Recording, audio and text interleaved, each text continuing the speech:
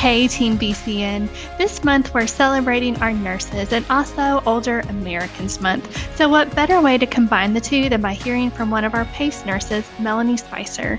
She is a PACE LPN and joins our conversation today to talk about her role at Bluegrass Care Navigators, as well as our PACE, or Program of All Inclusive Care for the Elderly program. Melanie, thanks so much for being here.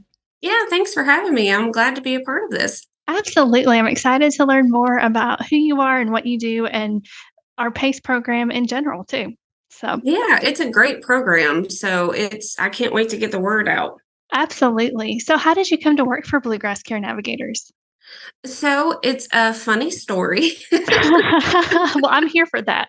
We start out on a funny note. My sister knows Lindsay Camphor, our ABP, and I was hearing more and more about PACE and what they were doing and getting it started.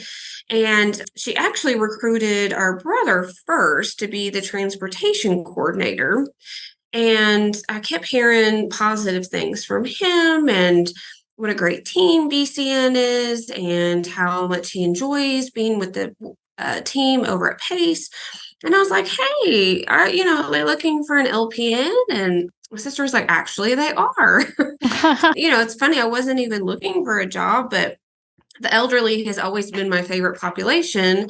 And once I heard about all of the things that PACE offers, I was really excited to look into it and kind of get some more information. So I reached out to Lindsay and we set up a meeting. And then once I got some more information, she encouraged me to apply, which I did. And here I am a year later. Wow, that's awesome. So, you kind of are keeping it all in the family, right? Exactly, exactly. What is So what's it like to I guess your jobs might not overlap a ton, but what's it like to work with your siblings? We work really well together. We are very, professional at work. So we usually just, stay on the business side of things. But he and I actually have a close role together because he does transportation and all the scheduling, and I am his backup when he is not here. So we work together with doing a lot of orders and scheduling and making sure that patients or participants, rather, they have all their transportation coordinated. And so he and I work really closely, but really well as part of this team together here with PACE. That's really awesome. I think it would be fun to get to work with a brother or a sister, and I because know it I wasn't not that I would ever thought that there would be anything wrong, but I just never worked with a sibling. So I wasn't right? sure how it was gonna go. But he and I work really well. We're close in age. So he's learned a lot. He's newer to healthcare, so he has gotten to learn a lot and he has taken pride in teaching me some things as well. So it has worked out really well. It's a great collaboration. Yeah, that's awesome. Yeah. Yeah, so when did you first know that nursing was the right fit for you?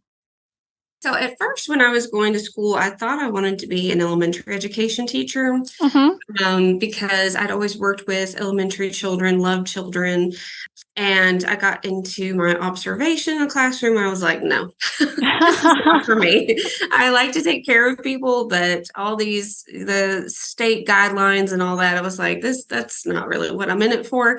Mhm. So I actually, not too long after that, had to go to the ER with my brother-in-law. He's quite a bit younger, and I was in the ER and I was like, oh, this is it. I need to be in medicine. Like, I've always been fascinated by medical things, and anything to do that had to do with medicine or taking care of people has always interested me. I get that from my mother. And so once it was just like a light bulb just went off, and I was like, yep, I need to go to school to be a nurse. So my mom always taught me that if you want to try and see if a job is right for you, you should try working in it. And so I became a CNA, which is a nursing assistant, and loved it. Worked on a med surge floor at Baptist, loved everything about it, wanted more. So Mhm. while I was a CNA, I decided to go back to school and become a nurse.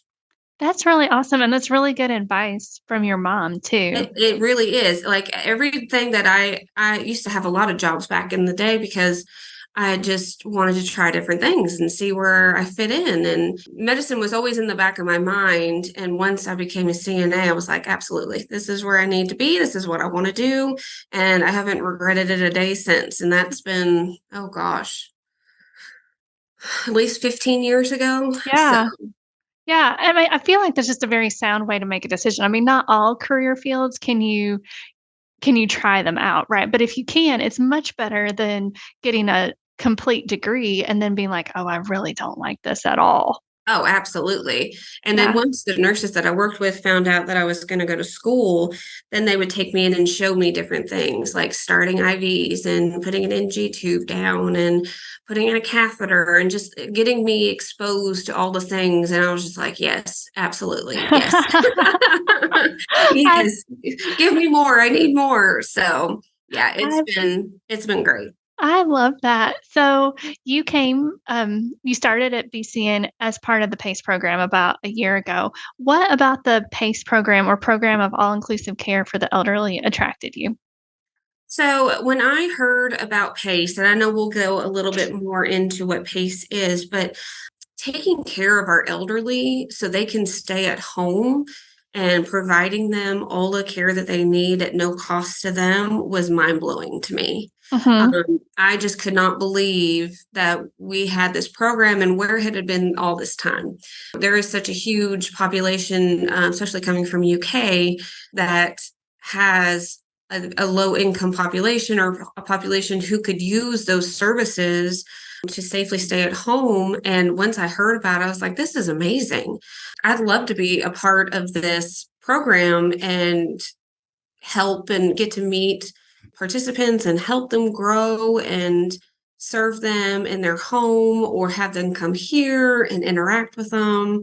It was one of those that was just kind of like, okay, this is what I'm meant to do. Mhm. And this sounds like a perfect program to help those that maybe haven't had help. Mhm. Definitely. So we've gotten into it a little bit with that question, but we couldn't help it, right? But I tell us know. a little bit more about what the PACE program is and the services that it offers to the participants. PACE, and I know you've already said this, but PACE stands for Program for All Inclusive Care of the Elderly. And basically, it's kind of like a collaborative team effort to work with a participant to help them stay at home safely and then manage all of their care for that person. Mhm. So they have to be 55 and older, live in our service area, which is Fayette County, Jessamine County, Anderson County, Franklin County, I'm I drawing a think blank, Woodford, right? It's and Woodford. Woodford. Yeah. And then have Medicaid or Medicaid and Medicare and have a need for nursing home level of care. So somebody who has high care needs, but could stay at home if they just had a little bit of help. Mhm. So some examples are dementia or COPD, or if they have a history of cancer or are disabled by being blind. Those things we can help the participants with, and they enroll in our program, and we become basically their primary care physician. Okay. Um, so we take care of all their needs. We have a full clinic that is available Monday through Friday. We have things scheduled, and then we have things that come up when they just show up and they're like, hey, by the way, Right? my And head hurts, or, I don't feel well. Can someone see me? And so we can see them in the clinic. We have a dietitian, nurse practitioner, physician, social worker, nurse case managers, recreational therapists. We have a whole group of people that collaborate on these participants' care and meet them at their house if they don't want to come here, or they can come here and we can see them and they can have food or take a shower if they need to, or we can help them with laundry, or they can just come hang out and have some food and do some activities with us. yeah. And it's all, they direct it and they tell us, how often they want to come. We have some that come every day, and maybe one that will come maybe once in a blue moon whenever they feel like it, which is fine. I mean, they can be seen however often they would like. But really, we would love to have people in here, especially when I come in and and they greet me and they're so happy to see me. It just makes my heart melt. I just absolutely. Yeah, yeah, that's awesome. So what is your role within the PACE team? So I am the clinic nurse. So I take care of all the clinic visits, getting immunizations, drawing blood, getting records, getting the results from things that we've ordered, like imaging or labs or things like that, and getting those to the provider to review, Mhm.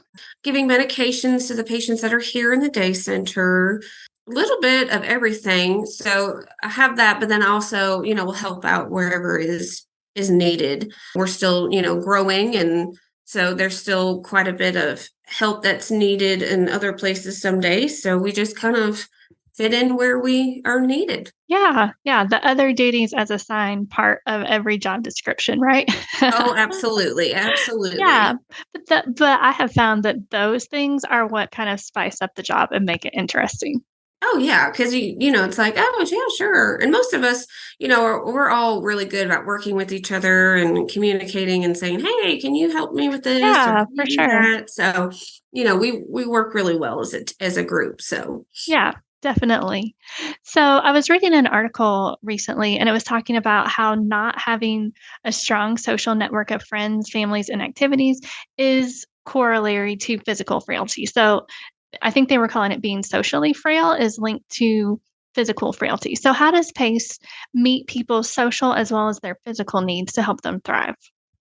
of course, we have recreational therapy here every day, twice a week, twice a day. We have bingo on Tuesdays and Thursdays, which our participants absolutely love. We have a great group of social worker and recreational therapists and nurses who meet the participants where they're at. We try to engage, even if they don't want to come in, we can go to them. We have participants who we go to them and do therapy with, and just kind of let them know that they're not alone. When you feel like you're isolated and that you don't have anybody, it really affects your mental and physical health. And that is our goal, is to make them feel like they are a part of something to look forward to, something to enjoy, so that way it improves their overall well-being as well. Mhm. Yeah, as we've talked about, it allows our older population and friends to stay engaged within their community and get the care that they need. So, obviously, it benefits the participants receiving care, but how do our communities and the younger people within those communities and neighborhoods benefit from having engaged, active older adults in their lives? Oh, we can learn so much from older populations. I mean, they have so much knowledge and advice that they could give people. We could learn a lot from our older generations that I think sometimes kind of get left behind, unfortunately, as people develop, as technology grows. We kind of tend to leave the older generations behind, and if they just have someone to sit with them and work with them, they just thrive. They love it. They can probably teach you a thing or two Probably so. about some things they know as well. So, I think we've kind of gotten away from taking care of our older populations. And now with PACE, we can include them again. We can make them a Mhm. part of our everyday models for workplaces. We're going to be getting volunteers in here, and one of them will be a senior in high school. And I think they are just going to love being around these older adults and just getting to learn from them, hear their stories. They are hilarious and I love them dearly. Yeah, And yeah.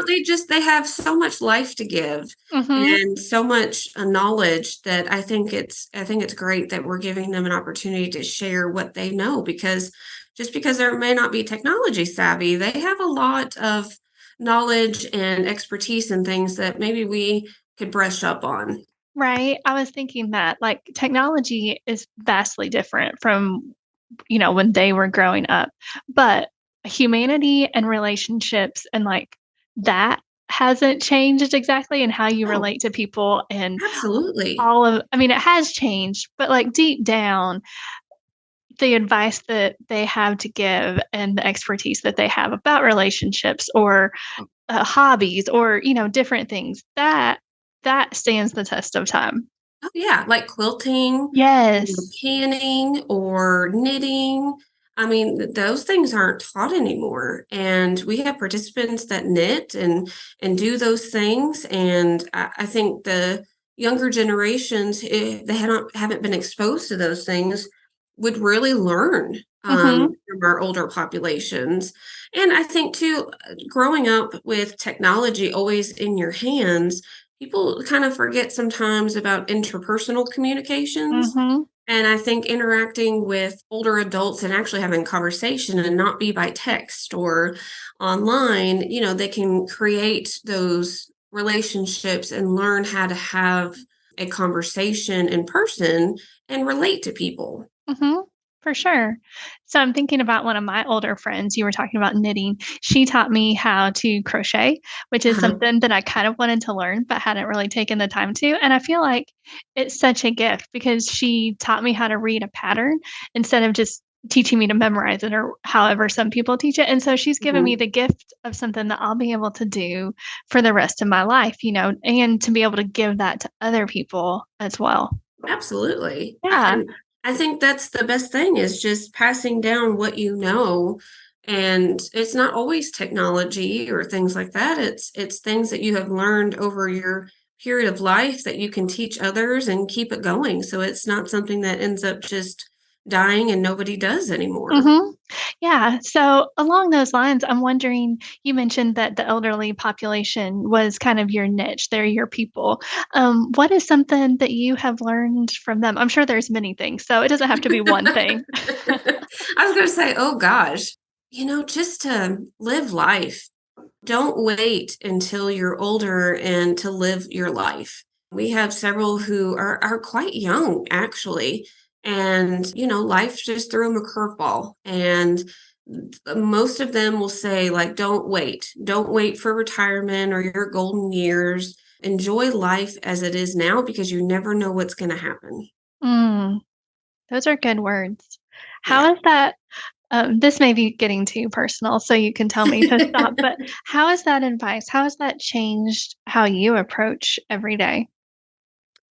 Well, I try to let my family know every day how much I love them and take care of and want to, take care of them and how much they mean to me. And, I'm not perfect. There are days that's just like, oh, I'm tired. I don't feel like putting the extra effort in to go see somebody or do some things. But, when you see this population and you see how quickly things can change at the drop of a dime, Mhm. you really have to just try to enjoy every day Mhm. and take care because I recently also had two family members pass away suddenly. So Mm, having that on top of what our participants tell me all the time, it's like, yeah, and my husband and I talk about it all the time. It's like we want to take our daughter on more vacations and take her to see the world and not just be stuck in Kentucky. We were actually talking about planning a trip to Japan. We really both are very strong of living life as it is now because you just don't know what tomorrow holds. that is true. A lot of years, generations before is like, save, save, save for a rainy day. And a lot of them would tell me like, oh, I regret it because I never Mm. actually lived life while I could. And now it's Oh, too late. yeah, So yeah, not to say not to save, but like don't work your life away and don't not spend time with your family because you're worried about finances or the future or when anything could happen tomorrow and it would be a moot point. right, right. I mean, there has to be a good balance, as you pointed out, but, Absolutely. but yeah, to, like, kind of seize the day and at least make sure you're doing one fun thing per day. Oh, absolutely. Yeah, yeah, Absolutely. I'm a proponent for more than one fun thing, but at Right. least one. Just, enjoy life, take care of people, and create new relationships. I mean, Yeah, you can learn so many things from meeting new people and experiencing new cultures and It's just there's so much life out there, Mhm. and you wanna take care of it while you can, if that makes any sense, 'cause Yeah. it sounded right in my brain, then when it came out, I was like, "I don't know about that." No, I get what you're saying. I get what you're saying. So, can you tell me a story about how you've seen the PACE program positively impact one of our participants? Oh, yes. Um, Several, actually. We do have one in particular who doesn't have really anybody, doesn't really have friends or family, grew up in the foster care system and was adopted. Not really sure a lot about the past. They don't really like to talk about it a lot, Mhm, but very, very kind of an isolated life. And when they started coming to us, just how much they have blossomed and grown, and just the relationships that they have started with other mhm, participants, just, friendships. And I remember we did a Thanksgiving celebration, and everyone took a turn going around the table to say what one thing they were thankful for. And this person said that they were thankful for us because if they didn't have us, they would have nothing. mm, And they started to cry, and I just wanted to boohoo like a baby because that's what we're here for. They come just about every day. They really, when someone tells them if they're not there, "Oh, hey, we missed you. Where were you?" That really makes their day that mhm, someone cares about them. And just seeing this person grow and the smile on their face when someone asks them how they're doing, or if they, want to do something with that other participant and engage, and just seeing how that person has really come to enjoy being here and having family now, mhm. it has really been rewarding. Yeah, there's a lot to be said. I mean, most of us have a biological family, and I mean, everyone does, but some people, like the participant you mentioned who grew up in the foster care system, don't know their family. But there's something to be said for the power of chosen family too, which is what you guys and the other participants become to each other. Absolutely, absolutely. And that's just one of the many, stories that people hear that, they're so lonely. A lot of them were alone before they found a program like ours where they Mhm. have people who greet them in the morning and ask them how they are and help them when they need help. And it's just made such a huge difference for them. Yeah, for sure. For you, Melanie, what's the best part about working in the PACE program at Bluegrass Care Navigators? Just getting to know the participants, creating relationships with them. And they asked me how my family is. My daughter came to visit one day because she wanted to say hi to the participants, and they just loved it and Mhm. thought that it was the best thing in the world to meet her and to see her. And they asked me every day, "How's your family? Aw. How's this? How's that?" And Mhm. it's just the sweetest thing because here you think we're helping them, but really they give you a little something as well, Mhm. caring about you. So Yeah. it's definitely a two-way street. Yes, for sure.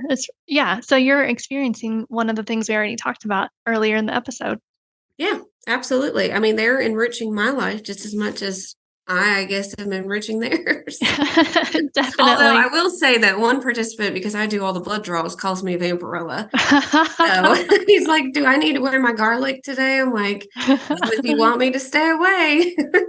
Oh, that's too funny. I That's know. too funny. It's funny how we can kid and joke and laugh with each other. It's Mhm. fun. Definitely. So I have one question that I ask everybody who comes on the podcast. But before I do, is there anything else you'd like to say that I didn't know to ask you? No, other than just if you think that you might know someone who benefits from our program and is in our service area, give us a call. Even if they are not a fit, we're happy to talk to people and get the word out and help those who could use our services. Yeah. And that referral number is 855-492-0812. Is that right? That is correct. All right. So, last question, because this podcast is about getting to know our teammates, what is one thing that others may not know about you? So I was thinking about this earlier, and I was like, what should I choose? So I love to play basketball. Yeah. I played softball and basketball growing up, and I absolutely love it. And it is one of my favorite things to do in my free time, just shoot some hoops and or play horse or whatever. Hmm. I have a family member who just started playing softball, so getting to help her and coach her, and it's funny to bring back those memories of when I used to do it, and teaching her. It's kind of funny how things come full circle. It So, really is. It really is. That's but awesome. yeah, but I love sports, and I got a little basketball goal for our participants because we have a gentleman who loves to play basketball. So he and I have been shooting the hoops here. So Nice, nice. Are you yeah, keeping score? no, but he has gotten a lot of hoops on me. So Uh-huh.